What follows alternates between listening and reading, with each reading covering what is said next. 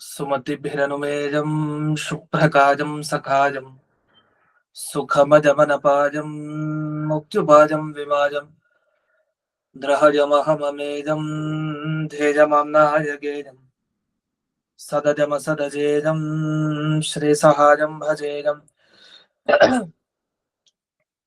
अंजनासूनुसान्निध्यात् विजयेन विराजितं नमस्कार गुरुभाई।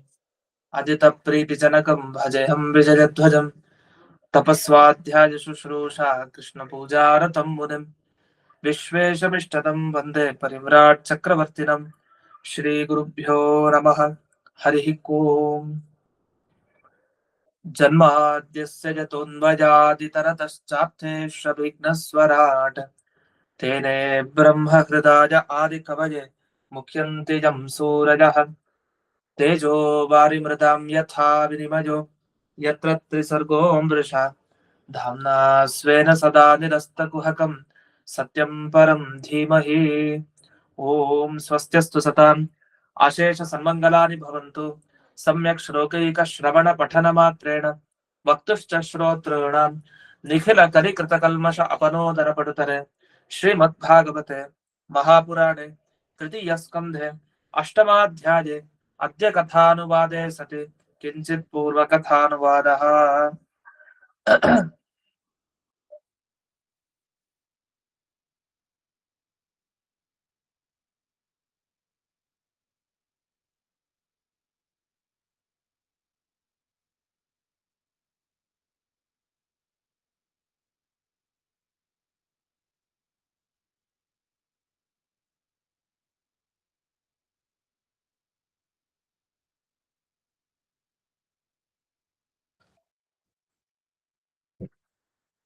ಇದುವರೆಗೆ ವಿದುರರು ತಾವು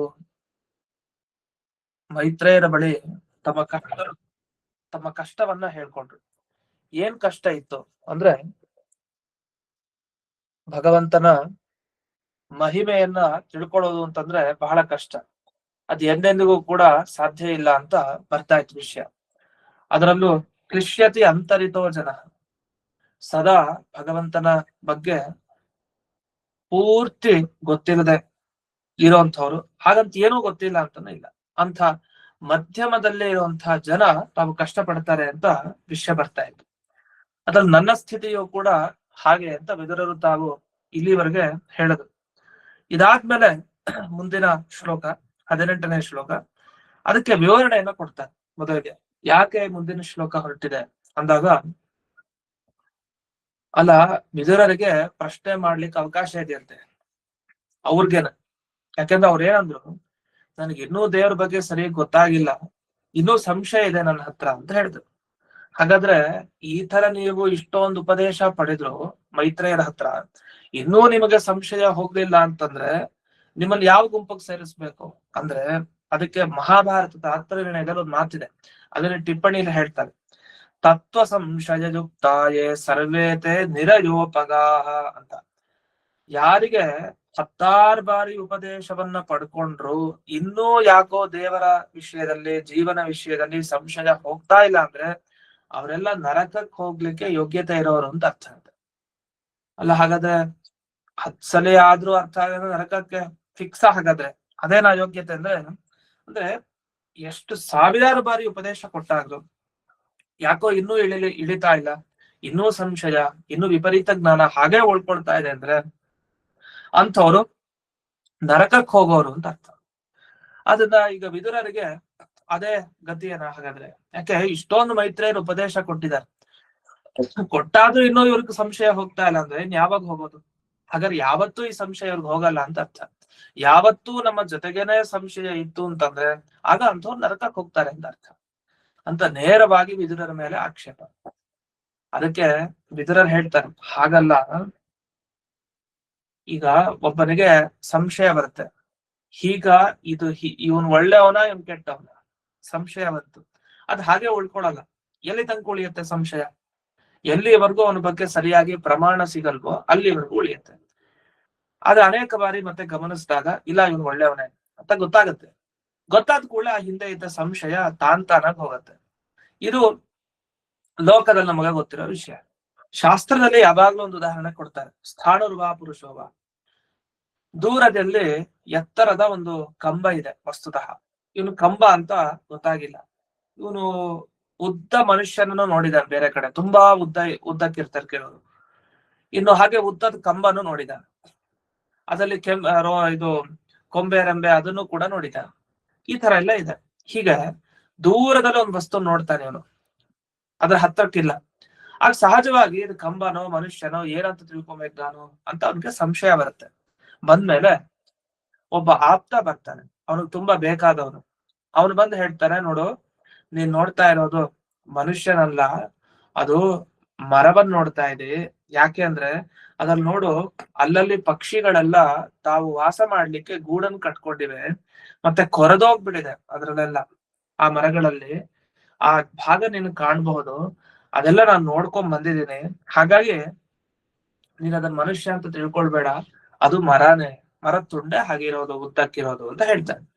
ಇಷ್ಟೆಲ್ಲ ಹೇಳಿದ್ಮೇಲೆ ನನಗ್ ಬೇಕಾದವನು ಹೇಳಿದಾನೆ ಅಂತ ಇವನು ತನ್ನ ಸಂಶಯವನ್ನ ಕಳ್ಕೊಂಡ್ಬಿಡ್ತಾನೆ. ಹೌದು, ನಮ್ಗೆ ಏನೇ ಒಂದು ಡೌಟ್ ಇರ್ಲಿ, ನಮಗೆ ಬೇಕಾದವರು ಆಪ್ತರು ಅಂತ ಯಾರು ಇರ್ತಾರೆ, ಅವ್ರು ಹೇಳ್ಬಿಟ್ರೆ ಸಾಕು, ಮುಗೀತು. ಅವ್ರ ಮಾತಿನ ಮೇಲೆ ವಿಶ್ವಾಸ. ಆತರ ಸಂಶಯ ಯಾವಾಗ್ಲೂ ಉಳಿಯತ್ತೆ ಅಂತ ಇಲ್ಲ, ಅದು ಒಂದು ದಿವಸ ಹೋಗೇ ಹೋಗತ್ತೆ. ಆದ್ರಿಂದ ನನಗೆ ನಿಶ್ಚಯ ಜ್ಞಾನ ಬಂದೇ ಬರುತ್ತೆ. ಅಲ್ಲ, ಆಪ್ತರು ಅಂದ್ರೆ ಮೈತ್ರೇಯರಿಗಿಂತ ಮತ್ತೊಬ್ರು ಸಿಗ್ತಾರ? ಮೈತ್ರೇಯರಂತ ಆಪ್ತರ ಉಪದೇಶ ಕೊಟ್ರೂ ವಿದುರರಿಗೆ ಸಂಶಯ ಹೋಗ್ತಾ ಇಲ್ಲ ಅಂದ್ರೆ ಇನ್ ಯಾವ ಆಪ್ತ ಬರ್ಬೇಕು ಅದಕ್ಕೆ? ಅದಕ್ಕೆ ವಿದುರರೇ ಉತ್ತರ ಕೊಡ್ತಾರೆ, ಇಲ್ಲ ಇಲ್ಲ, ಮೈತ್ರೇಯರ ಸೇವೆ ಇನ್ನೂ ಸರಿಗ್ ಮಾಡಿಲ್ಲ ನಾನು ಅಂತ ಅರ್ಥ. ಮೈತ್ರೇಯರ ಸೇವೆಯನ್ನ ಎಷ್ಟು ಮಾಡ್ತೀವೋ, ಅಂದ್ರೆ ಗುರು ಸೇವೆಯನ್ನ ಎಷ್ಟು ಮಾಡ್ತಾನೋ ಒಬ್ಬ ಮನುಷ್ಯ, ಅವನಿಗೆ ಆ ಗುರುಗಳು ಬಹಳ ಸಂತೋಷದಿಂದ ಉಪದೇಶವನ್ನ ಕೊಡ್ತಾರೆ. ಕೊಟ್ಟಾಗ ಅರ್ಥ ಆಗತ್ತೆ. ಆ ಉಪದೇಶ ಕೊಟ್ಟಾಗ ಏನ್ ಅರ್ಥ ಆಗತ್ತೆ? ಅಯ್ಯೋ, ದೇಹದಲ್ಲಿ ನಾನು ಮಮಕಾರ ಮಾಡ್ತಾ ಇದ್ದೀನಿ, ದೇಹ ವಾಸ್ತವಿಕವಾಗಿ ಎಷ್ಟು ದಿವಸ ಬರುತ್ತೆ ನನ್ ಜೊತೆಗೆ? ಅದು ಬರೋದಿಲ್ಲ. ಒಂದಿಷ್ಟು ವರ್ಷಗಳ ಕಾಲ ಅಷ್ಟೇ ದೇಹ ಬರೋದು ಒಂದೊಂದ್ ಜನ್ಮದಲ್ಲಿ. ಮುಂದೆ ಆ ದೇಹಗಳೆಲ್ಲ ಕಳ್ಕೊಳ್ತಾ ಹೋಗ್ತಾ ನಾನು. ಹಾಗಾಗಿ ಆತ್ಮ ಒಬ್ಬನೇ ಶಾಶ್ವತ. ಆದ್ರಿಂದ ದೇಹದ ಮೇಲೆ ವ್ಯಾಮೋಹ ಬಿಡಬೇಕು ಅಂತ ಮೈತ್ರೇಯರಂಥ ಮಹಾನುಭಾವರು ಉಪದೇಶ ಕೊಟ್ಟಾಗ ಜೀವ ಸ್ವರೂಪದ ಬಗ್ಗೆ ಮತ್ತೆ ದೇಹದ ಬಗ್ಗೆ ಅರ್ಥ ಆಗತ್ತೆ. ಓ, ಜೀವ ಯಾವತ್ತೂ ಶಾಶ್ವತ, ದೇಹ ಮಾತ್ರ ಶಾಶ್ವತ ಅಲ್ಲ, ಅದು ಇವತ್ತಿದ್ದದ್ ನಾಳೆ ಇರಲ್ಲ ಅಂತೆಲ್ಲ ಚೆನ್ನಾಗಿ ನಿಶ್ಚಯ ಮಾಡ್ಕೊಳ್ತಾನೆ. ಮಾಡ್ಕೊಂಡಾದ್ಮೇಲೆ ದೇವರ ಬಗ್ಗೆನೂ ಸಂಶಯ ಇತ್ತಲ್ಲ, ಅದನ್ನೂ ಪರಿಹರಿಸ್ಕೊಳ್ತಾನೆ. ಇಷ್ಟೆಲ್ಲ ಪರಿಹರಿಸ್ಕೊಂಡಾಗ ಅವನಿಗೆ ಪುರುಷಾರ್ಥ ಸಿಗ್ಲಿಕ್ಕೆ ಏನು ಬೇಕೋ ಅಂತಹ ಜ್ಞಾನ ಕೊನೆಗೆ ಅವನಿಗೆ ಸಿಗತ್ತೆ. ಈ ರೀತಿ ವಿದುರರು ತಾವು ಸಂಶಯದಲ್ಲೇ ಕೊನೆವರೆಗೂ ಮುಳುಗ್ತಾರೆ ಅಂತ ಹೇಳ್ತಾ ಇಲ್ಲ. ಆದ್ರೆ ಇರೋ ಸಂಶಯ ಬೇಗ ಹೋಗದೆ ಇರಬಹುದು, ಆದ್ರೆ ಒಂದು ದಿವಸ ಹೋಗೇ ಹೋಗುತ್ತೆ. ಯಾಕಂದ್ರೆ ನಾನು ಆ ರೀತಿ ಗುರುಗಳಾದ ಮೈತ್ರೇಯರ ಸೇವೆಯನ್ನು ಮಾಡಿ ಅವರಿಂದ ಪ್ರಸನ್ನ ಮನಸ್ಕನಾಗಿ ಉಪದೇಶವನ್ನು ತಗೊಳ್ತೇನೆ ಅಂತ. ಇಷ್ಟು ಈ ಅಭಿಪ್ರಾಯದಿಂದ ಮುಂದಿನ ಶ್ಲೋಕ ಹೊರಟಿದೆ. 18ನೇ ಶ್ಲೋಕ ಈಗ. ಅರ್ಥಾಭಾವಂ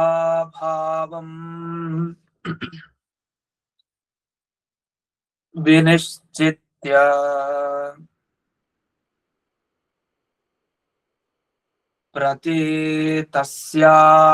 ಪ್ರತೀತಸ್ಯಾಪ್ಯನಾತ್ಮನಃ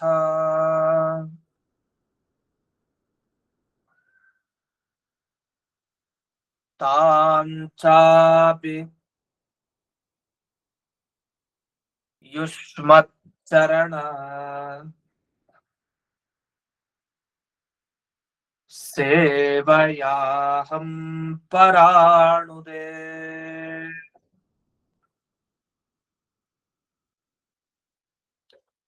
ಅನಾತ್ಮನಃ ಪ್ರತೀತಸ್ಯ. ಪ್ರತೀತ ಅಂದ್ರೆ ತೋರೋದು. ಕೆಲವು ಅವರೆಲ್ಲ ಸ್ವಭಾವ ಇರಲ್ಲ, ಆದ್ರೆ ಕೆಲವ್ರು ಜನ ಹಾಗೆ ಮಾಡ್ಬಿಡ್ತಾರೆ. ಅವಾಗ ಅವರು ಕೆಟ್ಟವ್ರ ತರ ಕಾಣಿಸ್ತಾ ಇರ್ತಾರೆ. ಪ್ರತೀತ ವಾಸ್ತವಿಕವಾಗಿರಲ್ಲ. ಆದ್ರೆ ದೇಹದಲ್ಲಿ ಹಾಗಲ್ಲ, ಇದು ತೋರ್ತಾ ಇದೆ. ಏನಂತ? ದೇಹ ಸಂಬಂಧವಾಗಿ ವ್ಯಾಮೋಹ ತೋರ್ತಾ ಇದೆ. ವಸ್ತುತಃ ವ್ಯಾಮೋಹದ ಅಗತ್ಯ ಇಲ್ಲ. ಯಾಕಂದ್ರೆ ನಂದು ನಂದು ಅಂತ ಎಷ್ಟೊಂದು ವ್ಯಾಮೋಹ ಪಡೋದು? ಯಾಕಂದ್ರೆ ಅಹಂಕಾರ ಮಮಕಾರಗಳಿಗೆ ಅರ್ಥ ಇಲ್ಲ. ಅದು ದೇಹದ ಧರ್ಮ ತರ. ಅದು ದೇಹದ ಮೇಲೆ ನೀವು ನಮ್ದು ನಮ್ದು ಅಂತ ಅನ್ನಿಸ್ತಾ ಇದೆ. ವಾಸ್ತವಿಕವಾಗಿ ಜೀವನಿಗೂ ದೇಹಕ್ಕೂ ಸಂಬಂಧನೇ ಇಲ್ಲ. ಒಂದಿಷ್ಟು ಕಾಲ ಅವನಿಗೆ ಸಾಧನೆ ಮಾಡ್ಲಿಕ್ಕೆ ಒಂದ್ ದೇಹ ಸಿಕ್ಕಿರತ್ತಷ್ಟೇ.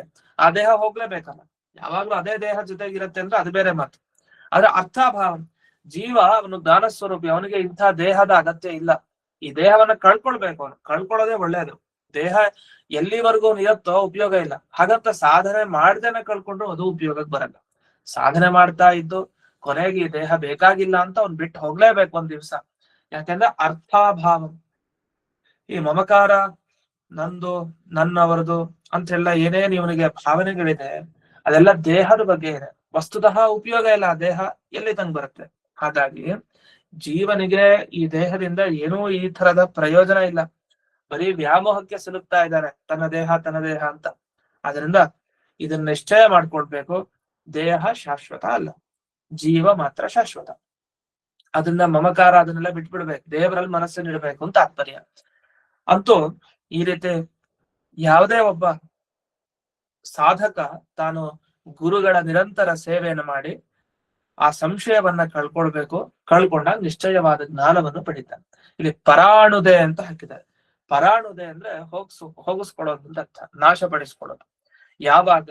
ಯುಷ್ಮತ್ ಚರಣ ಸೇವೆಯ, ನಿಮ್ಮಂಥ ಮಹಾತ್ಮರ ಪಾದ ಸೇವೆ ಮಾಡಿದಾಗ ಆಗುತ್ತೆ ಅಂತ ಮೈತ್ರೇಯರಿಗೆ ವಿದುರರು ಹೇಳ್ತಾ, ನನ್ನ ಸಂಶಯನೂ ಹೋಗುತ್ತೆ ಒಂದು ದಿವಸ, ನನಗೆ ಒಳ್ಳೆಯ ಜ್ಞಾನವೂ ಕೂಡ ಬರುತ್ತೆ. ಇಷ್ಟೆಲ್ಲ ಹೇಳಿದ್ರು. ಈ ಶ್ಲೋಕಕ್ಕೆ ವಿಶೇಷವಾಗಿ ಅನೇಕ ವಿವರಣೆಗಳನ್ನ ಮಾಡ್ತಾರೆ. ಮೊದಲಿಗೆ ವಿಜಯಧ್ವಜ ತೀರ್ಥರು ಏನ್ ವಿವರಣೆ ಮಾಡ್ತಾರೆ ಅಂದ್ರೆ, ಪರಾಣುದೆ ಅಂತ ಒಂದು ಶಬ್ದ ಹಾಕಿದ್ದಾರೆ. ಸಾಮಾನ್ಯವಾಗಿ ಪರಾಣುದೆ ಅನ್ನೋ ಶಬ್ದ ಇದೇನಿದೆ, ಇದು ಪರಸ್ಮೈ ಪದ ಅಂತ ಅನಿಸ್ಕೊಡುತ್ತೆ. ಪರಸ್ಮೈ ಪದ ಅಂದ್ರೆ, ಈಗ ವ್ಯಾಕರಣದಲ್ಲೆಲ್ಲ ಕೆಲವು ಶಬ್ದಗಳನ್ನ ಒಂದೊಂದು ಶೈಲಿಯಲ್ಲಿ ಬಳಸ್ತಾರೆ. ಈಗ ಅಹಂ ಭುನಜ್ಮಿ, ನಾನು ತಿಂತೇನೆ, ನಾನು ಪಠಾಮಿ, ಓದುತ್ತೇನೆ ಅಂತ ಒಂದೊಂದೊಂದು ಶಬ್ದವನ್ನ ಬಳಸ್ತಾರೆ. ಅದು ಪರಸ್ಮೈ ಆತ್ಮನೆ ಅಂತ, ಪರಸ್ಮೈ ಪದ ಆತ್ಮನೇ ಪದ ಅಂತ ಕರೀತಾರೆ. ಅಂದ್ರೆ ಒಂದು ಏನ್ ಪದ ಬಳಸ್ತೀವಲ್ಲ, ಆ ಪದ ಬಳಸಿದಾಗ ಆ ಮಾಡೋ ಕೆಲಸದ ಫಲ ಬೇರೆಯವ್ರಿಗೆ ಸಿಗ್ತಾ ಇದ್ರೆ ಪರಸ್ಮೈ ಪದ, ತನಗೆ ಸಿಗ್ತಾ ಇದೆ ಆತ್ಮನೇ ಪದ. ಉದಾಹರಣೆಗೆ ಸಹ ಯಜತಿ, ಸಹ ಯಜತೆ ಅಂತ ಹೇಳ್ತೀವಿ. ಯಜತಿ ಅಂದ್ರೆ ಯಾಗ ಮಾಡುವುದು ಅಂತ ಅರ್ಥ. ಯಾಗ ಮಾಡೋದಕ್ಕೆ ಅವನಿಗೆ ಫಲ ಏನಿಲ್ಲ, ಅವನ್ ಬೇರೆಯವ್ರಿಗೋಸ್ಕರ ಮಾಡ್ತಾ ಇದ್ದಾನೆ. ಹಾಗಾಗಿ ಯಜತಿ ಅಂತ ಬಳಸ್ಬೇಕಾಗ ಅದನ್ನ ಪರಸ್ಮೈ ಪದ ಅಂತ ಕರೀತಾರೆ, ಬೇರೆಯವರಿಗೋಸ್ಕರ ಆ ಕ್ರಿಯೆ. ಇನ್ನು ಯಜತೆ ಅಂದ್ರೆ ತನಗೆ ಹೋಮ ಮಾಡ್ಕೊಳ್ತಾ ಇದ್ದಾನೆ, ತನಗೆ ಫಲ ಸಿಗಬೇಕು ಅಂತ, ಆಗ ಯಜತೆ ಅಂತ ಆತ್ಮನೇ ಪದ ಬಳಸ್ತಾರೆ. ಈ ತರ ಎಲ್ಲಾ ಕಡೆ ಶಾಸ್ತ್ರದಲ್ಲಿ ಇರೋ ಕ್ರಮ. ಇದು ಎಲ್ಲಾ ಕಡೆನೂ ಒಂದೇ ತರ ನಿಯಮವಾಗಿ ಬಳಸಲ್ಲ, ಕೆಲವು ಸಲ ಆಚೆ ಈಚೆ ವ್ಯತ್ಯಾಸನೂ ಆಗುತ್ತೆ. ಅಂತೂ ಇಲ್ಲಿ ಪರಾಣುದೆ ಅಂತ ಬಳಸಿದ್ದಾರೆ. ಪರಾಣುದೆ ಅಂದ್ರೆ ವಿದುರರೇನು ಹೇಳ್ತಾ ಇದ್ದಾರೆ, ಬೇರೆಯವ್ರಿಗೋಸ್ಕರ ಇವ್ರು ಕೇಳ್ತಾ ಇರೋದು, ಆದ್ರೆ ತಾವೇನ್ ಮಾಡ್ತಾ ಇದಾರೆ, ತಮಗೋಸ್ಕರ ಅನ್ನೋ ತರ ಕೇಳ್ತಾ ಇದಾರೆ. ಆದ್ರೆ ವಸ್ತುತಃ ವಿದುರರಿಗೆ ಅನುಭವ ಇದೆ. ಏನಂತ, ಈ ಯಾವುದೇ ಒಂದು ಮಮಕಾರ ಇದು ಯಾವುದು ಕೂಡ ಇಟ್ಕೊಳ್ಬಾರ್ದು ದೇಹದಲ್ಲಿ. ಯಾಕೆಂದ್ರೆ ಇದೆಲ್ಲ ಯಾವುದು ಜೀವನಿಗೆ ಸಂಬಂಧಪಟ್ಟಿದ್ದಲ್ಲ. ಜೀವ ಯಾವತ್ತು ಜ್ಞಾನಾನಂದಮಯ ಸ್ವರೂಪಿ, ಅವನಿಗೆ ಈ ದೇಹಕ್ಕಾಗೋದೆಲ್ಲ ತನಗೇ ಆಯ್ತು ಅಂತ ಅನುಭವಿಸ್ತಾ ಇದ್ದಾನೆ. ಆದ್ರೆ ಇದೆಲ್ಲ ವಸ್ತುತಃ ವಿದುರರಿಗೆ ಗೊತ್ತಿದೆ. ಗೊತ್ತಿದ್ರಿಂದಲೇ ಅವ್ರೇನ್ ಮಾಡ್ತಾ ಇದಾರೆ, ಇದೆಲ್ಲ ತನಗೆ ಅನ್ನೋ ರೀತಿಯಲ್ಲಿ ಮಾತಾಡ್ತಾ ಇದಾರೆ. ವಸ್ತುತಃ ತಮಗೆ ಯಾವ್ದು ಇಲ್ಲ ಅಂತ ಸ್ವಲ್ಪ ವ್ಯತ್ಯಾಸ ಮಾಡಿದ್ರು ಆ ಶಬ್ದವನ್ನ. ಪರಾಣುದೆ ಅನ್ನೋದು ಬೇರೆ ತರ ಬಳಸ್ಬೇಕಾಗಿತ್ತು, ಅಂದ್ರೆ ಪರಾಣುದೆ ಅಂತ ಬಳಸಿದ್ರಿಂದ ಏನ್ ಗೊತ್ತಾಯ್ತು ಅಂದ್ರೆ, ಅನ್ಯಥಾ ಪ್ರಯುಕ್ತೇನ ವಿದ್ಯಮಾನವಪಿ ಅನುಭವಂ ಅನ್ಯಥಾ ವದತಿ. ಅಂದ್ರೆ ಸ್ವಲ್ಪ ಶಬ್ದ ಚೇಂಜ್ ಮಾಡಿ ಹೇಳಿದ್ರಿಂದ ಏನ್ ತೋರಿಸ್ತಾ ಇದ್ದಾರೆ ವಿದುರರು ಅಂದ್ರೆ, ನನಗೆ ಸಮಸ್ಯೆ ಇಲ್ಲ, ನನಗೆ ನಿಮ್ಮ ಉಪದೇಶದಿಂದ ಅರ್ಥ ಆಗಿದೆ, ನನಗೆ ಅದ್ರ ಬಗ್ಗೆ ಚೂರು ಸಂಶಯಕ್ಕೆ ಅವಕಾಶ ಇಲ್ಲ. ಆದ್ರೆ ಬೇರೆಯವರಿಗೆ ಸಂಶಯ ಬರ್ಲಿಕ್ಕೆ ಅವಕಾಶ ಇದೆ. ಅವರಿಗೆ ಬೇಗನೆ ಸಂಶಯ ಪರಿಹಾರ ಆಗಲ್ಲ. ನಿಶ್ಚಯವಾದ ಜ್ಞಾನ, ಯಥಾರ್ಥ ಜ್ಞಾನ ಅವರಿಗೆ ಬರಲ್ಲ. ಹಾಗಾಗಿ ಇದಕ್ಕೇನಾದೊಂದು ದಾರಿಯಾಗಬೇಕು ಅಂತ ಅವರಿಗೆ ಮನಸ್ಸಿಗಿದೆ. ಹಾಗಾಗಿ ಅವರು ಈ ರೀತಿಯ ಒಂದು ವಿವರಣೆಯನ್ನ ಮೈತ್ರೇಯರ ಮುಂದೆ ಮಾಡ್ತಾ ಹೋಗ್ತಾ ಇದ್ದಾರೆ. ಇದನ್ನ ಒಂದು ಪ್ರಶ್ನೆ ಮಾಡ್ಕೊಂತಾರೆ, ಅಲ್ಲ ಇವರು ಶೂದ್ರ ಯೋನಿಯಲ್ಲಿ ಹುಟ್ಟಿದವರು, ಯಾರು ವಿದುರರು, ಅವರಿಗೆ ದೇವರ ಬಗ್ಗೆ ಸರಿಯಾಗಿ ಗೊತ್ತಿತ್ತ? ಅದ್ ತೀರ್ಮಾನ ಮಾಡ್ತಾ ಇದ್ರಿ? ಬ್ರಾಹ್ಮಣ ಕುಲದಲ್ಲಿ ಹುಟ್ಟಿ ಬ್ರಾಹ್ಮಣ್ಯ ಸಂಪಾದನೆ ಮಾಡಿ ಅವ್ನು ವೇದಾಧ್ಯಯನ ಮಾಡಿ ಎಷ್ಟು ಕಷ್ಟ ಪಡ್ಬೇಕು ಆ ಭಗವಂತನ ಬಗ್ಗೆ ಸರಿಯಾಗಿ ತಿಳ್ಕೊಳ್ಲಿಕ್ಕೆ. ಅಂದ್ರೆ ತತ್ವಾಪರೋಕ್ಷ ಅಂತ ಹೇಳ್ತಾರೆ. ದೇವರ ಅಪರೋಕ್ಷ ಜ್ಞಾನ ಆಗಬೇಕು ಅಂದ್ರೆ ಎಂಥ ಯೋನಿಯಲ್ಲಿ ಹುಟ್ಟಿ ಬರ್ಬೇಕು, ಎಂಥ ಜನ್ಮ ಒಂದು ಬಹಳ ಅಪರೂಪ ಅದು. ಹಾಗೆಲ್ಲ ಯಾವ್ದಾವ್ದೋ ಯೋನಿಯಲ್ಲಿ ಹುಟ್ಟಿದ್ದಕ್ಕೆಲ್ಲ ಸಿಗಲ್ಲ. ಅಂತ ಶೂದ್ರ ಯೋನಿಯಲ್ಲಿ ಹುಟ್ಟಿದವ್ನಿಗೆ ಹೇಗ್ ಸಿಗತ್ತೆ ಅಂತ ಒಂದು ಪ್ರಶ್ನೆ ಮಾಡ್ಕೊಂಡು ಅದಕ್ಕೆ ಉತ್ತರ ಕೊಡ್ತಾರೆ, ತಪ್ಪು ತಿಳ್ಕೊಂಡಿದ್ದೀರಿ. ಯೋನಿ ಮುಖ್ಯ ಅಲ್ಲ, ಅದು ಶೂದ್ರ ಆಗ್ಲಿ, ಅವ್ನು ವೈಶ್ಯನಾಗ್ಲಿ, ಅವ್ನು ಕ್ಷತ್ರಿಯ ಆಗ್ಲಿ, ಅವ್ನು ಬ್ರಾಹ್ಮಣ ಆಗ್ಲಿ. ಆದ್ರೆ ಎಷ್ಟೋ ಜನರಿಗೆ ಅಪರೋಕ್ಷ ಜ್ಞಾನ ಅವ್ರವ್ರಿಗೆ ಆಗಿರುತ್ತೆ. ಅಂಥವ್ರು ಸಿಗದೇ ಇರ್ಬೋದು ನಮ್ಗೆ ಸುತ್ತಲೂ ಮುತ್ತಲು. ಆದ್ರೆ ಆಗದೆ ಇರೋರೇ ಎಲ್ಲರೂ ಅಂತಲ್ಲ, ಆದವ್ರು ಬೇಕಾದಷ್ಟು ಜನ ಇದ್ದಾರೆ. ಅದರಲ್ಲಿ ಬ್ರಾಹ್ಮಣ, ಕ್ಷತ್ರಿಯ, ವೈಶ್ಯ, ಶೂದ್ರ ಎಲ್ಲರೂ ಸೇರ್ತಾರೆ. ಯಾಕಂದ್ರೆ ಇವರೆಲ್ಲ ಸಾಮಾನ್ಯರಲ್ಲ, ದೇವತೆಗಳೇ ಆ ವೇಷವನ್ನ ಹೊತ್ಕೊಂಡ್ ಬಂದಿರೋರು. ವಿದುರರು ಅಂದ್ರೆ ಸಾಕ್ಷಾತ್ ಯಮಧರ್ಮರಾಯರು. ಯಮಧರ್ಮರಾಯನಿಗೆ ಗೊತ್ತಿಲ್ಲದೆ ಇರೋದು ಏನಿದೆ? ದೇವರ ಅಪರೋಕ್ಷ ಜ್ಞಾನ ಇಲ್ವಾ? ಯಾವಾಗ್ಲೂ ಇರುತ್ತೆ ಯಮಧರ್ಮರಾಯನಿಗೆ. ವಿದುರರಿಗೆ ಇರ್ಲೇಬೇಕು ಅಂತ. ಇದ್ರ ಬಗ್ಗೆ ಒಂದು ಶ್ಲೋಕ ಇದೆ. ಯಾರ್ಯಾರಿಗೆ ತತ್ವಾಪರೋಕ್ಷ ಆಗಿತ್ತು, ದೇವರ ಅಪರೋಕ್ಷ ಜ್ಞಾನ ಯಾರ್ಯಾರಿಗಾಗಿತ್ತು ಮಹಾಭಾರತ ಕಾಲದಲ್ಲಿ ಅಂದ್ರೆ ಆಗ ಈ ಶ್ಲೋಕ. ದ್ರೋಣ ದ್ರೌಣಿ ಕೃಪಾ ಪಾರ್ಥಾ ಭೀಷ್ಮೋ ವಿದುರ ಸಂಜಯೌ ಯೇ ಚಾನ್ಯೇ ತತ್ರ ದೇವಾಂಶಾಃ ಸಮ್ಯಕ್ ತತ್ವಾಪರೋಕ್ಷಿಣಃ ಅಂತ ಶ್ಲೋಕವನ್ನ ಉಲ್ಲೇಖ ಮಾಡ್ತಾರೆ. ಇದು ವಿಜಯಧರ ತೀರ್ಥರ ಟಿಪ್ಪಣಿಯಲ್ಲಿದೆ. ದ್ರೋಣ ಅಂತ ಬಂದ್ರೆ ದ್ರೋಣಾಚಾರ್ಯರಿಗೆ, ಅವ್ರಿಗೆ ದೇವರ ಅಪರೋಕ್ಷ ಜ್ಞಾನ ಯಾವಾಗ್ಲೂ ಇತ್ತು, ಯಾವಾಗಲೂ ನೋಡ್ತಾ ಇದ್ರು ದೇವರನ್ನ. ದ್ರೌಡಿ ಅಂದ್ರೆ ಅಶ್ವತ್ಥಾಮಾಚಾರ್ಯರು, ದ್ರೋಣಾಚಾರ್ಯರು. ದ್ರೌಡಿ ಅಂದ್ರೆ ದ್ರೋಣಾಚಾರ್ಯರ ಮಗ ದ್ರೌಡಿ ಅಂದ್ರೆ ಅಶ್ವತ್ಥಾಮಾಚಾರ್ಯರು. ಇನ್ನು ಕೃಪಾಚಾರ್ಯರು, ಪಾರ್ಥಾಹ ಅಂದ್ರೆ ಪಾಂಡವರೆಲ್ಲರು, ಭೀಷ್ಮಾಚಾರ್ಯರು, ವಿದುರರು, ಸಂಜಯ, ಹಾಗೆ ಮಿಕ್ಕಿದ ದೇವತಾಂಶ ಸಂಭೂತರು ಅಂತ ಯಾರ್ಯಾರಿದ್ರು ಇವರೆಲ್ಲರಿಗೂ ಕೂಡ ಸಮ್ಯಕ್ ತತ್ವಾಪರೋಕ್ಷಿಣ, ಎಲ್ಲರಿಗೂ ತತ್ವಾಪರೋಕ್ಷ ಆಗೋಗಿತ್ತು. ದೇವರ ಅಪರೋಕ್ಷ ಜ್ಞಾನ ಆಗಿತ್ತಿಲ್ಲ ದೇವತೆಗಳಲ್ಲ. ಯಾಕೆಂದ್ರೆ ದೇವತಾ ಪದವಿಗೆ ಬರ್ಬೇಕು ಅಂದ್ರೆ ಭಗವಂತನ ಅಪರೋಕ್ಷ ಜ್ಞಾನ ಇಲ್ಲದೇನೆ ಬರ್ಲಿಕ್ಕೆ ಸಾಧ್ಯ ಇಲ್ಲ. ದೇವತಾ ಪದವಿಯಲ್ಲಿ ಇದಾರ ಅಂದ್ರೆ ಅವ್ರಿಗೆ ಅಪರೋಕ್ಷ ಜ್ಞಾನ ಆಗಿದೆ ಅಂತ ಅರ್ಥ. ಆದ್ರಿಂದ ಇಷ್ಟೆಲ್ಲಾ ಅಪರೋಕ್ಷ ಜ್ಞಾನ ಪಡೆದಿದ್ದಾರೆ ವಿದುರರು. ಶೂದ್ರ ಯೋನಿಯಲ್ಲಿ ಹುಟ್ಟಿದ ಕೂಡಲೇ ಅವ್ರಿಗೆ ಯಥಾರ್ಥ ಜ್ಞಾನನೇ ಇಲ್ಲ ದೇವ್ರ ಬಗ್ಗೆ. ತಪ್ಪು. ದೇವ್ರ ಬಗ್ಗೆ ಸರಿಯಾದ ಜ್ಞಾನ ಇದೆ, ಎಲ್ಲ ಇದೆ. ಶೂದ್ರ ಯೋನಿಯಲ್ಲೂ ಬಂದಿದ್ದಾರೆ ನಿಜ, ಹಾಗಂತ ಅವ್ರನ್ನ ತಿರಸ್ಕಾರ ಮಾಡೋ ಹಾಗಿಲ್ಲ. ಬೇಡ ಆಯ್ತು ನಾವು ತಿರಸ್ಕಾರ ಮಾಡಲ್ಲ, ವಿದುರರು ದೊಡ್ಡ ಮಹಾನುಭಾವರು, ಎಲ್ಲ ಸರಿ. ಆದ್ರೆ ಸುಳ್ಳ್ಯಾಕೆ ಹೇಳಿದ್ರೀಗ ಅಂತ ಈ ಮುಂದಿನ ಪ್ರಶ್ನೆ. ಮೈತ್ರೇಯರ ಹತ್ರ ನನಗಿನ್ನೂ ಸಂಶಯನೇ ಹೋಗಿಲ್ಲ, ನನಗೆ ಉಭಯತ್ರ ಮನೋಧಾವತಿ, ಎರಡೆರಡು ಕಡೆ ನನ್ನ ಮನಸ್ಸು ಓಡ್ತಾ ಇದೆ, ಈ ಸಂಶಯ ಹೋಗ್ಲಿಕ್ಕೆ ತುಂಬಾ ಸಮಯ ಬೇಕಾಗುತ್ತೆ, ಹಾಗೆ ಹೀಗೆ ಇದೆಲ್ಲ ಯಾಕೆ ಮಾತಾಡ್ತಾ ಇದ್ದಾರೆ? ಇನ್ನೂ ನಾವು ತಿಳ್ಕೊಳ್ಬೇಕು ಅಂತ ಯಾಕೆ ಮಾತಾಡ್ತಾ ಇದ್ದಾರೆ? ಯಾಕೆಂದ್ರೆ ದೇವರ ಅಪರೋಕ್ಷ ಜ್ಞಾನ ಆಗಿದೆ ಅಂದ್ರೆ ಅವ್ರಿಗೆ ಯಾವ್ದ್ರ ಬಗ್ಗೆನೂ ಸಂಶಯ ಇರಲ್ಲ, ಎಲ್ಲ ನಿಶ್ಚಯ ಆಗೋಗಿರತ್ತೆ. ಇಲ್ಲ ಇನ್ನೂ ಸಂಶಯ ಇದ್ರೆ ಅವ್ರಿಗೆ ದೇವರೇ ಕಣ್ಣಕ್ ಕಾಣಿಸಲ್ಲ. ದೇವರ ಕಣ್ಣಕ್ ಕಂಡಿದಾನ, ಅವರಿಗೆ ಸರಿಯಾಗಿ ತಿಳ್ಕೊಂಡಿದ್ದಾನೆ ಅಂತ ಅರ್ಥ, ಸರಿಯಾಗಿ ತಿಳಿದಿದ್ದಾರೆ. ಹಾಗಾಗಿ ಅವ್ರು ದೇವರನ್ನ ಕಾಣ್ಲಿಕ್ಕೆ ಸಾಧ್ಯ ಇದೆ.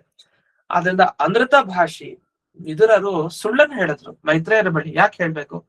ದೇವರ ಅಪರೋಕ್ಷ ಜ್ಞಾನ ಆದ್ರೂ ಯಾಕೆ ಈ ರೀತಿ ಸುಳ್ಳು ಹೇಳ್ತಾ ಇದ್ದಾರೆ ಅಂದ್ರೆ ಅದಕ್ಕೆ ಉತ್ತರ ಕೊಡ್ತಾರೆ. ಪೃಷ್ಟಮೇವ ವಕ್ತವ್ಯಂ ನಾ ಪೃಷ್ಟಮಿದೆ ಅಪೃಷ್ಟಾರ್ಥ ಪ್ರವಚನ ಉಪರಮಾರ್ಥತ್ವೇನ ಗುಣತ್ವ. ಅಯ್ಯೋ ಇದು ಒಂದು ದೊಡ್ಡ ಗುಣ ಅವರಲ್ಲಿ.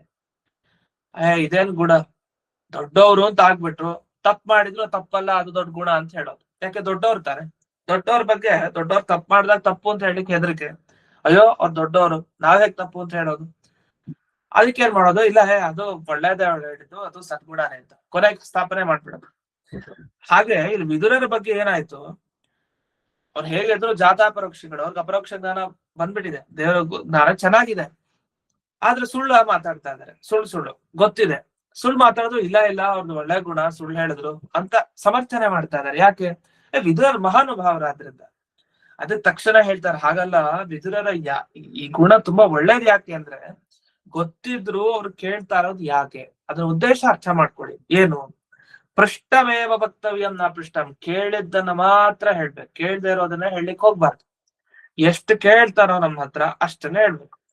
ಕೇಳಲಿಲ್ವಾ ಅದ್ರ ಬಗ್ಗೆ ಮಾತಾಡ್ಲಿಕ್ಕೆ ಹೋಗ್ಬಾರ್ದು, ಬೇಡ ಅಂತ ಹೇಳಿ ಈ ರೀತಿ ಅಪೃಷ್ಟಾರ್ಥ ಪ್ರವಚನ ಉಪರಮಾರ್ಥ.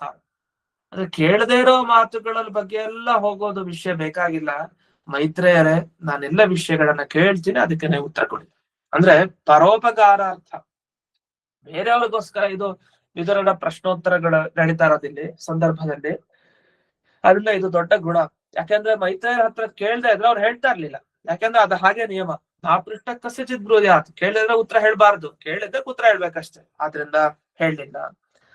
ಅಷ್ಟೆಲ್ಲ ಇನ್ನೊಂದು ಪ್ರಮಾಣವನ್ನು ಕೂಡ ಕೊಡ್ತಾರೆ. ಆತ್ಮನಸ್ತು ಗುಣಾಭಾವಂ ವದತೋ ನತ್ವ ಸತ್ಯತ ಅಪೃಷ್ಟಸ್ಯ ದಮಾರ್ಥಂಚ ಗುಣಾದೇವ ಭವತ್ಯಪಿ. ಇದು ಗುಣಕ್ಕೆ ಕಾರಣ ಆಗತ್ತೆ ಹೊರತು ಎಂದಿಗೂ ಗುಣಾಭಾವಕ್ಕೆ ಕಾರಣ ಆಗಲ್ಲ. ಅದನ್ನ ವಿದುರರು ತಾವು ಅನೃತ ಭಾಷೆಯಾದ್ರು, ಸುಳ್ಳನ್ನು ಹೇಳಿದ್ರು, ತಮಗ್ ಜ್ಞಾನ ಇದ್ರು ಅಂತ ಹೇಳೋದ್ ತಪ್ಪು. ಯಾಕೆಂದ್ರೆ ಇದು ಒಂದು ದೊಡ್ಡ ಗುಣನೇ ಅವರಲ್ಲಿ ಆಗತ್ತೆ. ದೊಡ್ಡವ್ರು ಏನ್ ಮಾಡಿದ್ರು ಅದು ಗುಣವಾಗಿ ಕನ್ವರ್ಟ್ ಆಗ್ಬಿಡುತ್ತೆ. ಅದು ಗುಣನೇ, ನಮಗೆ ಅರ್ಥ ಆಗಿರಲ್ಲ ಅಷ್ಟೇ ಹೊರತು ಅವರು ಗುಣವಂತರೇ ಆಗಿರ್ತಾರೆ. ಇದ್ರ ಬಗ್ಗೆ ಇನ್ನೂ ಹಲವು ವಿಷಯಗಳನ್ನ ಬಿಡಿಸ್ತಾ ಹೋಗ್ತಾರೆ ವ್ಯಾಖ್ಯಾನಗಳಲ್ಲಿ. ಇನ್ನೂ ಕೆಲವು ವಿಷಯ ಏನಿದೆ ಅಂದ್ರೆ, ವಿದುರರಿಗೆ ಒಂದೇ ಸಂಶಯ ಇತ್ತು. ಏನಿತ್ತು? ಅಲ್ಲ, ಕೃಷ್ಣ ಕಾಡ್ಲಿಕ್ಕೆ ಜಡ ಶರೀರವನ್ನ ಪಡೆದಿದ್ದಾನೆ, ಅಂದ್ರೆ ಬೇರೆ ಮನುಷ್ಯರ ತರ ಒಂದು ಶರೀರ ಇದೆ, ಜಡ ಶರೀರ ಹೇಗೆ ದೇವರಿಗೆ ಅಂತ ಒಂದು ಪ್ರಶ್ನೆ ಅಂತ ವಿದುರರಿಗೆ ಮನಸ್ಸಿಗೆ. ಆದ್ರೆ ವಸ್ತುತಃ ಶಾಸ್ತ್ರಾಧ್ಯಯನ ಮಾಡಿದವರು ಗೊತ್ತು, ದೇವರಿಗೆ ಜಡ ಶರೀರ ಇರಲ್ಲ. ಆದ್ರೆ ಕಣ್ಣು ಹೇಳ್ತಾ ಇದೆ, ಪ್ರತ್ಯಕ್ಷ ಹೇಳ್ತಾ ಇದೆ ಜಡ ಶರೀರ ಇತ್ತು ಅಂತ. ಆದ್ರಿಂದ ಏನಂತ ಭಾವಿಸ್ಬೇಕು ನನಗೆ? ಶಾಸ್ತ್ರ ಮೇಲೋ ಪ್ರತ್ಯಕ್ಷ ಮೇಲೋ? ಇದೊಂದು ದೊಡ್ಡ ಚರ್ಚೆ. ಇದನ್ನ ನ್ಯಾಯಾಮೃತದಲ್ಲಿ ವ್ಯಾಸರಾಜರು ತುಂಬಾ ವಿಚಾರ ಮಾಡ್ತಾರೆ. ಅದ್ ಹಿಂದೆ ಒಂದ್ ಸಂದರ್ಭದಲ್ಲಿ ಹೇಳಿದ್ದೆ ಇದೇ ಪಾಠದಲ್ಲಿ. ಇಲ್ಲಿ ಏನ್ ವಿಚಾರ ಮಾಡ್ತಾ ಇದ್ದಾರೆ ಅಂದ್ರೆ, ಹಿಂದೆ ಪ್ರತ್ಯಕ್ಷ ಪ್ರಮಾಣ ತುಂಬಾ ಪ್ರಬಲ ಅಂತ ಹೇಳಿದ್ರು, ಅವತ್ ನೆನಪಿಸ್ಕೊಂಡಿತ್ತು. ಇಲ್ಲಿ ಸ್ವಲ್ಪ ಬೇರೆ ವಿಷಯ. ಪ್ರತ್ಯಕ್ಷ ಅದು ಸಿಂಹದಂತೆ ನಿಜ, ಹಾಗಂತ ಹೇಳಿ ವೇದವನ್ನ ಕೆಳಕ್ ಹಾಕ್ಬೋದಾ? ವೇದ ಅದು ಪ್ರತ್ಯಕ್ಷ ಅಲ್ಲ, ವೇದ ಅದು ಆಗಮ ಪ್ರಮಾಣ, ಶಬ್ದ ಪ್ರಮಾಣ. ಅದು ಶಬ್ದ ಮುಖ್ಯನೋ ಪ್ರತ್ಯಕ್ಷ ಮುಖ್ಯನೋ? ಪ್ರತ್ಯಕ್ಷನೇ ಮುಖ್ಯ ಅಂತ ಎಲ್ರು ಹೇಳೋದು. ಯಾಕೆ? ಕಣ್ಣಾರೆ ನಾವು ನೋಡಿದೀವಿ, ನೀವ್ ಏನ್ ಹೇಳಿದ್ರು ಸರಿ, ಅದ್ ಬೇರೆ ವಿಷಯ. ಕಿವಿಗ್ ಬೀಳೋದು, ಕಣ್ಣಿನ್ ನೋಡೋದ್ ಮುಖ್ಯ. ಕಿವಿಗ್ ಬೀಳೋದು ಅದೆಲ್ಲ ಸುಳ್ಳು ಆಗಿರ್ಬೋದು, ಅದ್ರ ಬೇರೆ. ನಾವೇ ಕಣ್ಣಾರೆ ನೋಡಿದೀವಿ ಅಂತ ಹೇಳ್ತಾ ಇರ್ತೀವಿ. ಯಾವಾಗ? ಪ್ರತ್ಯಕ್ಷಸ್ಯ ಜಾತ್ಯಾ ಪ್ರಾಬಲ್ಯ ಅಂತ ಹೇಳ್ತಾರೆ. ಪ್ರತ್ಯಕ್ಷವು ಸ್ವಭಾವತಃ ಯಾವತ್ತೂ ಅದು ಶ್ರೇಷ್ಠ, ಅದಕ್ಕೆ ಇನ್ನೊಂದರ ಅಪೇಕ್ಷೆ ಇಲ್ಲ. ಆದ್ರೆ ಹಾಗಿಲ್ಲ. ಎಷ್ಟು ಸರಿ ಪ್ರತ್ಯಕ್ಷದ ಮುಂದೆ ವೇದವಾಕ್ಯ ಬಂತ, ವೇದನೆ ಗೆಲ್ಲತ್ತೆ, ಪ್ರತ್ಯಕ್ಷ ಗೆಲ್ಲಲ್ಲ. ವೇದ ಪ್ರಮಾಣ ಅಷ್ಟು ಶ್ರೇಷ್ಠ ಅಂತ ಒಂದು ವಿಷಯ ಇದೆ, ಅದನ್ನು ಸಮರ್ಥನೆ ಮಾಡ್ಬೇಕಾಗಿದೆ ಈಗ. ಆದ್ರೆ ಎಲ್ಲಾ ಕಡೆ ವೇದ ಶ್ರೇಷ್ಠ ಅಲ್ಲ. ಈಗ ಕಣ್ಮುಂದೆ ನಾವು ಮಣ್ಣನ್ನು ನೋಡ್ತಾ ಇದೀವಿ, ಮಣ್ಣು, ನೀರು, ಔಷಧಿಗಳು ಎಲ್ಲ ನೋಡ್ತಾ ಇದೀವಿ. ಇದನ್ನ ನೋಡಿದಾಗ ನಮ್ಗೆ ಏನ್ ಅರ್ಥ ಆಯ್ತು? ಇದೆಲ್ಲ ಮಣ್ಣು ಮಾತಾಡ್ಲಿಕ್ ಬರಲ್ಲ, ಇದಕ್ಕೆ ಇದು ಜಡ. ನೀರಿಗ್ ಮಾತಾಡ್ಲಿಕ್ ಬರಲ್ಲ, ಜಡ. ಔಷಧಿಗಳು ಇದೇನ್ ಮಾತಾಡ್ತಾ, ಇದು ಜಡ, ಎಲ್ಲ ಹೇಳ್ತಾ ಬಂದ್ವಿ. ವೇದವಾಕ್ಯ ಎಲ್ಲ ಹೇಳ್ತು, ಇಲ್ಲ ಮಣ್ಣು ಮಾತಾಡುತ್ತೆ, ಹಾಗೆ ಹೇಗೆ. ಮೃದ ಬ್ರವೀತ್ ಆಪೋ ಬ್ರುವನ್ ಔಷಧಯ ಸಂಬಂಧಂತೆ ಎಲ್ಲ ಬಂತು. ಔಷಧಿ ಸೂಕ್ತ ಅಂತಾನೆ ಇದೆ. ಇಷ್ಟೆಲ್ಲ ಇದ್ದಾಗ ಎಲ್ಲ ಮಾತಾಡ್ತವೆ. ಜಡ ಪದಾರ್ಥಗಳು ಮಾತಾಡೋದು ಅಂದ್ರೆ ವೇದ ಹೇಳ್ತು ಅಂತ ನಂಬಿಡೋದ? ಪ್ರತ್ಯಕ್ಷ ಬಾಧೆ ಇದೆ. ಪ್ರತ್ಯಕ್ಷತಃ ನಾವು ನೋಡ್ತಾ ಇದೀವಿ, ಇಲ್ಲ ಅದಕ್ಕೆ ಶಕ್ತಿ ಇಲ್ಲ ಅಂತ ಗೊತ್ತಿದೆ ನಮ್ಗೆ ಜಡ ಪದಾರ್ಥಗಳಿಗೆ. ಈ ಪ್ರತ್ಯಕ್ಷ ಮೇಲ ವೇದವಾಕ್ಯ ಮೇಲ? ವೇದವಾಕ್ಯ ಸುಳ್ಳು ಹೇಳ್ಕೊಡ್ತಾ ಇದೆ ನಿಮ್ಗೆ. ಅದಕ್ಕೇನ್ ಮಾಡ್ತೀವಾಗ? ಅದ್ ಹಾಗಲ್ಲ. ಲೌಕಿಕ ವಿಷಯಗಳಾದ್ರೆ ಅದು ಪ್ರತ್ಯಕ್ಷ ಪ್ರಬಲ, ಆಗ ಪ್ರತ್ಯಕ್ಷಕ್ಕೆ ಮಹತ್ವ, ವೇದಕ್ಕಲ್ಲ. ಅವಾಗ ಏನಾಗತ್ತೆ ಅಂದ್ರೆ, ಪ್ರತ್ಯಕ್ಷ ನೋಡ್ಕೊಂಡು ವೇದಕ್ಕೆ ಅರ್ಥ ಮಾಡ್ಬೇಕಾಗಿ ಬರುತ್ತೆ. ವೇದ ಅಪ್ರಮಾಣ ಅಂತ ಯಾವತ್ತೂ ಮಾತಾಡ್ಬಾರ್ದು. ಆದ್ರೆ ವೇದಕ್ಕೆ ಈ ಅರ್ಥ ಅಲ್ಲ, ಇದಕ್ಕೆ ಬೇರೆ ಅರ್ಥ ಇದೆ ಅಂತ ಹೇಳ್ಬೇಕು. ಆದ್ರೆ ಅಲೌಕಿಕ ವಿಷಯ ಬಂದ್ರೆ, ಸ್ವರ್ಗ, ನರಕ, ಪುಣ್ಯ, ಪಾಪ, ದೇವರು, ದೇವತೆಗಳು, ಆಗ ವೇದವಾಕ್ಯನೇ ಮುಖ್ಯ, ನಮ್ಮ ಪ್ರತ್ಯಕ್ಷ ಮುಖ್ಯ ಅಲ್ಲ. ಇದನ್ನ ಪ್ರಾಬಲ್ಯಂ ತ್ರಿಷು ಆಗಮಸ್ಯೈವ, ಅಲ್ಲಿ ಲೌಕಿಕ ವಿಷಯೇಶು ಅಲೌಕಿಕ ವಿಷಯೇಶು ಅಂತ ಈ ವಿಷಯ ನಮಗೆ ಸಂಧ್ಯಾಧಿಕರಣದಲ್ಲೂ ಬಂದಿದೆ. ಹಿಂದೆ ಸಂಧ್ಯಾಧಿಕರಣದಲ್ಲಿ 3ನೇ ಅಧ್ಯಾಯದಲ್ಲಿ ಪ್ರಾರಂಭದಲ್ಲೇ ಬಂತು, ಸುಧಾಪಾಠದಲ್ಲಿ. ಅಲ್ಲಿ ಈ ಪ್ರತ್ಯಕ್ಷಸ್ಯ ಜಾತ್ಯಾ ಪ್ರಾಬಲ್ಯ, ಪ್ರತ್ಯಕ್ಷ ಹೇಗೆ ನಿಜವಾಗಿ ಪ್ರಬಲ ಅನ್ನೋದಕ್ಕೆ ಅನೇಕ ಉದಾಹರಣೆಗಳನ್ನ ಕೂಡ ಕೊಟ್ಟಿದ್ದಾರೆ. ನನ್ನ ದೇಹ ಅಂತ ನಮಗೆ ಪ್ರತ್ಯಕ್ಷ ಇದೆ, ನನ್ನ ದೇಹ ಅಂತ, ಹೊರತು ನಾನೇ ದೇಹ ಅಂತಿಲ್ಲ. ಜೀವ ಮತ್ತೆ ಈ ದೇಹ ಒಂದೇ ಅಲ್ಲ, ಇದೆರಡು ಕೂಡ ಬೇರೆ ಅಂತಾನೆ ಎಲ್ರಿಗೂ ಜ್ಞಾನ ಇದೆ. ಅದ್ರ ಬಗ್ಗೆ ತುಂಬಾ ಚರ್ಚೆ ಮಾಡ್ತಾ ಬಂದ್ರು. ಅದಕ್ಕೆ ಅಲ್ಲೇ ವಾಕ್ಯ ಬರೋದು, ಲೌಕಿಕ ವಿಷಯದಲ್ಲಿ ಪ್ರತ್ಯಕ್ಷ ಮೇಲುಗೈ ಸಾಧಿಸುತ್ತೆ, ಅಲೌಕಿಕ ವಿಷಯದಲ್ಲಿ ವೇದವಾಕ್ಯಕ್ಕೆ ಮಹತ್ವ. ಮತ್ತೆ ಮಧ್ಯದ್ದು ಅನುಮಾನದ ಕಥೆ ಏನು? ಅನುಮಾನ ಒಂದ್ ಕಡೆ ಪ್ರತ್ಯಕ್ಷದ ಕಡೆ ವಾಲತ್ತೆ, ಒಂದ್ ಕಡೆ ವೇದವಾಕ್ಯದ ಕಡೆ ವಾಲತ್ತೆ. ಅದೊಂಥರ ಸಹಕಾರಿ ಅಷ್ಟೇ, ಅದಕ್ಕೆ ಎರಡರ ಸಪೋರ್ಟ್ ಬೇಕು. ಅನುಮಾನ ಪ್ರಮಾಣ ಸ್ವಯಂ ಪ್ರಮಾಣ ಅಲ್ಲ, ಅದಕ್ಕೆ ಪ್ರತ್ಯಕ್ಷ ಒಂದ ಬೇಕು, ಆಗಮನ ಅದು ಬೇಕು, ವೇದ ಬೇಕು, ಅಥವಾ ಗ್ರಂಥಗಳಾದ್ರೂ ಬೇಕು ಬೇರೆದು. ಆದ್ರೆ ಆಗಮಕ್ಕಾಗ್ಲಿ ಪ್ರತ್ಯಕ್ಷಕ್ಕಾಗ್ಲಿ ಹೀಗಿಲ್ಲ. ಎಲ್ಲೋ ಕೆಲವು ಕಡೆ ಇರ್ಬೋದಾದ್ರೆ ಸಾಮಾನ್ಯವಾಗಂತೂ ಇಲ್ಲ ಅಂತ ಅದ್ರ ಬಗ್ಗೆನೇ ಚರ್ಚೆ ಮಾಡ್ತಾ ಹೋಗ್ತಾರೆ. ಇದೆಲ್ಲ ಸುಧಾ ಗ್ರಂಥದಲ್ಲಿ ಬರುವಂತಹ ವಿಷಯಗಳು, ನ್ಯಾಯಾಮೃತಲ್ಲಿ ಬರುವಂತಹ ವಿಷಯಗಳಿವೆಲ್ಲ. ಇಲ್ಲೇನ್ ಮಾಡಿದ್ದಾರೆ ಅಂದ್ರೆ, ಸರಳವಾಗಿ ಒಂದ್ ಮಾತು ಹೇಳ್ತಾರೆ. ಈಗ ಕೃಷ್ಣ ದೇವರು ಅಂತ ಗೊತ್ತಾಗಿದ್ ಯಾವ್ದ್ರಿಂದ? ಪ್ರತ್ಯಕ್ಷದಿಂದಲ ವೇದದಿಂದಲ? ಕೃಷ್ಣ ದೇವರು ಅಂತ ಗೊತ್ತಾಗಿದ್ದು ವೇದದಿಂದ. ವೇದ ಓದ್ವಿ, ಹಾ ಕೃಷ್ಣ ಅವನು ನಿರನಿಷ್ಠೋ ನಿರವತ್ಯ, ಒಂದ್ ಸ್ವಲ್ಪನೂ ದೋಷ ಇಲ್ಲ ಅಂತ ಅದ್ರಿಂದ ಗೊತ್ತಾಯ್ತು. ಹಾಗಾದ್ರೆ ದೇವರು ಅಂತ ಜ್ಞಾನ ಬಂದಿದ್ದೇ ವೇದದಿಂದ, ಪುರಾಣಗಳಿಂದ. ಜಡ ಶರೀರ ಇದೆ ಅಂತ ಹೇಳ್ತಾ ಇರೋದು ಪ್ರತ್ಯಕ್ಷ. ಪ್ರತ್ಯಕ್ಷ ಎಷ್ಟು ತಿಳಿಸ್ಕೊಡ್ಲಿಕ್ಕೆ ಸಾಧ್ಯ? ಇಷ್ಟ ದೇವರು ಅಂತ ಪ್ರತ್ಯಕ್ಷ ಗೊತ್ತಾಗಿಲ್ಲ ಯಾರಿಗೂ. ಅವನೊಬ್ಬ ಮನುಷ್ಯ, ಅವನಿಗೊಂದು ದೇಹ ಇದೆ ಅಷ್ಟೇ ಗೊತ್ತಿತ್ತು. ದೇವರು ಅಂತ ಜ್ಞಾನ ತಂದು ಕೊಟ್ಟಿದ್ದು ಯಾವುದು? ಪುರಾಣಗಳು ಮತ್ತೆ ವೇದ, ಈ ತರ ಮಾತು. ಯಾವಾಗ ಅವುಗಳಿಂದ ದೇವರು ಅನ್ನೋ ಜ್ಞಾನ ಒಮ್ಮೆ ಬಂತು, ಪ್ರತ್ಯಕ್ಷ ಏನು ಮಾಡ್ಕೊಳ್ಲಿಕ್ಕೆ ಸಾಧ್ಯ ಇಲ್ಲ. ಯಾಕೆಂದ್ರೆ ಮನುಷ್ಯ ಅನ್ನೋ ಪ್ರತ್ಯಕ್ಷದಿಂದ ಗಮ್ಯ, ಅದು ಗೊತ್ತಾಗಬಹುದು. ಆದ್ರೆ ದೇವರು ಅಂತ ಗೊತ್ತಾಗೋದು ಅದು ಆಗಮದಿಂದ, ಅಂದ್ರೆ ವೇದ ಪ್ರಮಾಣದಿಂದ. ಹಾಗಾಗಿ ವೇದ ಪ್ರಮಾಣ ಹೇಳಿದ ವಿಷಯದಲ್ಲಿ ಪ್ರತ್ಯಕ್ಷಕ್ಕೆ ಅವಕಾಶ ಇಲ್ಲ, ಚರ್ಚೆ ಮಾಡೋ ಹಾಗಿಲ್ಲ. ಇದು ಅಲೌಕಿಕ ವಿಷಯ. ಕೃಷ್ಣ ದೇವರು ಅನ್ನೋದು ಅಲೌಕಿಕ ವಿಷಯ, ಅದ್ಯಾರಿಗೂ ಗೊತ್ತಿಲ್ಲ. ಆ ದೇವರು ಅನ್ನೋ ಮಾತು ಬಂದಾಗ ದೇವರಿಗೆ ಜಡ ಶರೀರ ಇದೆ, ನಮ್ ಪ್ರತ್ಯಕ್ಷ ಪ್ರಮಾಣ ಅದಕ್ಕೆ ಅಂತೆಲ್ಲ ಮಾತಾಡ್ಬಾರ್ದು. ಆವಾಗ ಏನ್ ತಪ್ಪು ಅಂದ್ರೆ ಪ್ರತ್ಯಕ್ಷ ಪ್ರಮಾಣನೇ ತಪ್ಪು. ನಮ್ಮ ಕಣ್ಣೇ ಸರಿ ಇಲ್ಲ ಅಂತ ಅರ್ಥ, ಕಣ್ಣಲ್ಲಿ ದೋಷ ಇದೆ ಅಂತ ಅರ್ಥ. ಇದು ದಿವ್ಯ ದೃಷ್ಟಿ ಇಲ್ಲ ಇದಕ್ಕೆ, ಕಣ್ಣಿಗೆ.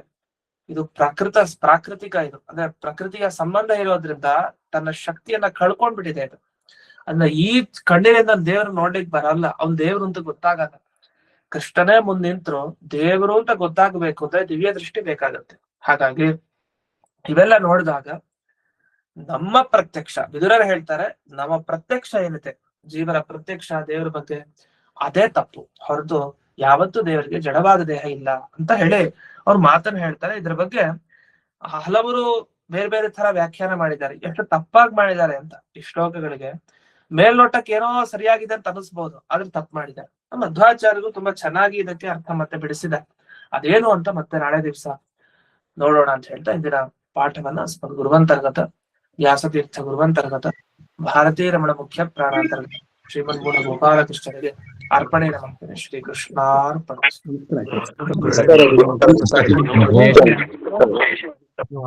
ನಮಸ್ಕಾರ ಗುರುಗಳಿಗೆ. ನಮಸ್ಕಾರ ಗುರುಗಳೇ. ಗುರುಗಳೇ, ಒಂದು ಸಣ್ಣ ವಿಶೇಷ.